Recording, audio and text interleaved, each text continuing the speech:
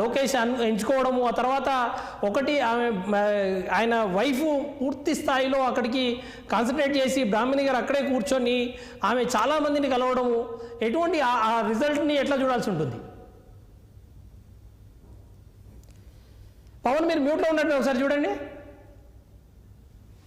పవన్ మ్యూట్లో ఉన్నట్టు ఒకసారి చూడండి సార్. ఖచ్చితంగా సార్, మీరు అన్నట్లుగా అయితే మాత్రం ఎక్కడ పోయింది ఎక్కడే వెతుక్కోవాలి అనేటువంటి ఒక చందంగా కూడా ఈ రోజు నారా లోకేష్ అయితే మాత్రం అఖండమైనటువంటి మెజార్టీతో మంగళగిరిలో విజయకేతనం అయితే మాత్రం ఎగరవేశారని చెప్పాలి. ఎందుకంటే చూసుకోవచ్చు, మొదటి రౌండ్ నుంచి కూడా చివరి రౌండ్ వరకు పెద్ద మొత్తంలో కూడా దాదాపు 10,000 పైచీలకు మెజార్టీ కూడా ప్రతి రౌండ్ లో వస్తున్నటువంటి పరిస్థితి కూడా అయితే గత ఉదయం నుంచి కనిపించింది సార్. తాజాగా ఉమ్మడి గుంటూరు జిల్లాకు సంబంధించినటువంటి అంశం అయితే చూసుకుంటే 17 నియోజకవర్గాల్లో కూడా ఇప్పటి వరకు అయితే మాత్రం 20,000 పైచీలకు లీడింగ్ తోనే 16 రౌండ్ల వరకు అయితే మాత్రం పూర్తయినటువంటి పరిస్థితి అయితే మాత్రం కనిపిస్తా ఉంది. దాదాపుగా ఏదైతే ఉమ్మడి గుంటూరు జిల్లాలో ఉన్నటువంటి 17 నియోజకవర్గాలు, అదేవిధంగా 3 పార్లమెంట్ సంబంధించినటువంటి స్థానాలు, దీనికి సంబంధించి కూడా ఎక్కడ కూడా అంటే కూటమి సంబంధించినటువంటి ప్రపంచం ఒక అయితే మాత్రం దూసుకువెళ్తా ఉంది.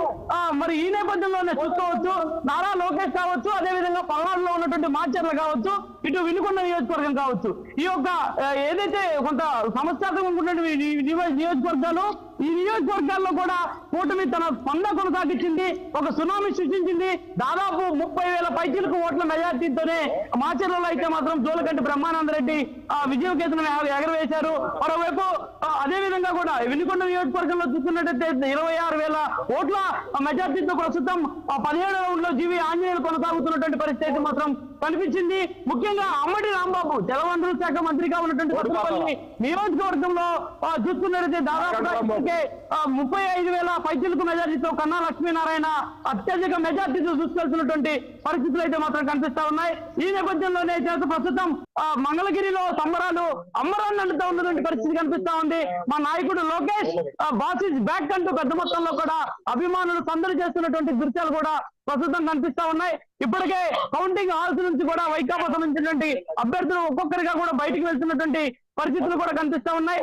ఇక ఓటమి చవి చూసామన్నటువంటి ఒక నిరాశతో కూడా ముందుకు వెళ్తున్నారు కొంతమంది పార్టీ సంబంధించిన కార్యకర్తలు కూడా మంగళగిరిలో ప్రస్తుతం అంటూ ఉన్నారు. సార్ చెప్పండి,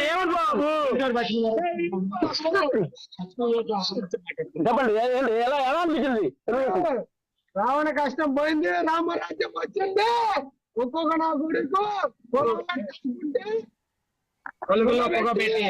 బయటికి లాక్కొస్తా పెద్ద మొత్తంలో కూడా అభిమానులు అయితే మాత్రం ఆనందాన్ని వ్యక్తం చేస్తూ ఉన్నటువంటి పరిస్థితి కనిపిస్తా ఉంది సార్. ప్రతి వాడవాడలా కూడా ఇదే పరిస్థితి ప్రస్తుతం అయితే మాత్రం గుంటూరు జిల్లాలో ఉదయం నుంచి కూడా కనిపిస్తున్నటువంటి పరిస్థితి నెలకొంది. ఇప్పటికే పెద్ద మొత్తంలో బాణసంచ కాలుస్తూ ఆనంద సంబరాలను కూడా చేసుకున్నటువంటి పరిస్థితి కనిపిస్తుంది. మొత్తానికి అయితే మాత్రం గుంటూరు జిల్లా క్లీన్ స్విప్ చేసింది టీడీపీ కూటమి, ఒక సునామీ లాగా దూసుకెళ్లిపోయిందని కూడా మనం చెప్పాలి సార్. నేను మొన్న మంగళగిరిలో తిరుగుతున్నప్పుడు ఒక పాట బాగా వినిపించింది. ఎక్కడైతే ఓడిపోయాడో అక్కడ గెలిచి నిలబడకపోతే వాడు లీడర్ ఎలా అవుతాడరా అంటూ ఏదో ఒక పాట నేను పూర్తిగా వినలేదు, కానీ ఓడిపోయిన చోటే మళ్ళీ నిలబడి గెలిచి నిలబడకపోతే వాడు లీడర్ ఎలా అవుతాడు అనే ఒక కోణంలో ఒక పాట వినిపించింది. ఏంటి అంత కాన్ఫిడెంట్ గా అప్పట్లో ఎందుకు ప్రచారం చేసి ఉంటారు? అంటే ఖచ్చితంగా కూడా మంగళగిరి నియోజకవర్గానికి సంబంధించినటువంటి అంశంపై కూడా నారా బ్రాహ్మణి మొదటి నుంచి కూడా ఒక ప్రపంచం సృష్టించే విధంగా ఆమె ప్రజలతో మమేకం అవుతూ ఉన్నారు. ప్రతిరోజు కూడా ఉదయం 5 గంటల దగ్గర నుంచి సాయంత్రం 6 గంటల వరకు కూడా కష్టపడి పనిచేశారు. దాదాపుగా ఏదైతే నియోజకవర్గంలో ఉన్నటువంటి అన్ని గ్రామాల్లో కూడా కలిగి తిరిగారు.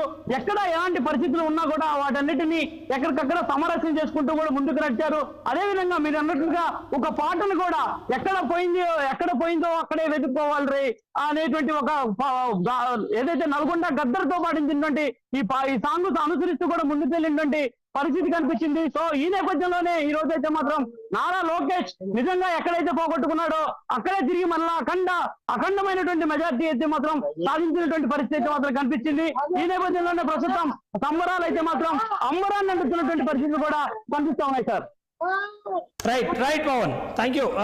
అయితే ఒకసారి మనం చూసుకుంటే ఇప్పటికే పూర్తి స్థాయి సెలబ్రేషన్స్ మూడ్లోకి వెళ్ళిపోయినట్టుగా కనిపిస్తుంది. చంద్రబాబు నాయుడు కుటుంబం, అదేవిధంగా పవన్ కళ్యాణ్ కుటుంబం కూడా పూర్తి స్థాయిలో సెలబ్రేషన్స్ మూడ్లోకి వెళ్ళిపోయినట్టుగా కనిపిస్తుంది. ఇప్పటికే మనం ఫొటోస్ చూస్తున్నాం. ఫొటోస్ స్క్రీన్ మీద మనం ఒకసారి పీసీఆర్ టీం ఒకసారి ప్లే చేసి చూస్తే మనకు కనపడుతుంది. ఒకసారి చంద్రబాబు